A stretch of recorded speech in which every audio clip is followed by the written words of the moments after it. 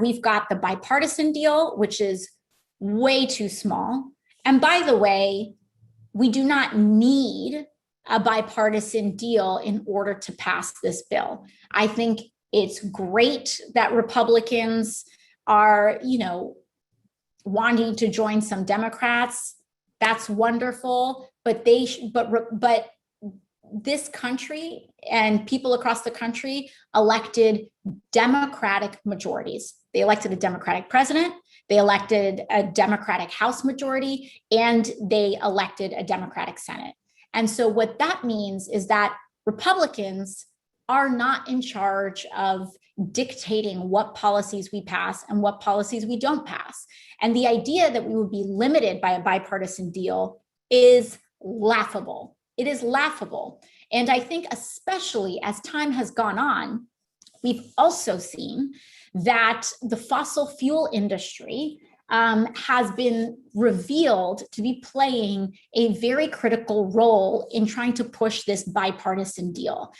There was ExxonMobil lobbyists that were kind of caught on tape admitting that they have been essentially having Democratic and Republican senators essentially on speed dial and talking to them weekly as they try to contour the shapes of the bipartisan deal. And we are starting to see some of that echoed in public statements. You have ExxonMobil saying, we have someone like Joe Manchin on speed dial and we talk to him every week, and ExxonMobil lobbyists are huddling with they named 11 senators, Democratic and Republican, that they huddle with.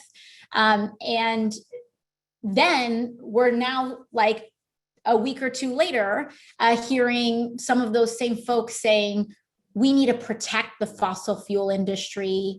They're very deeply concerned with the investments that we're making in clean energy and helping people transition their energy needs.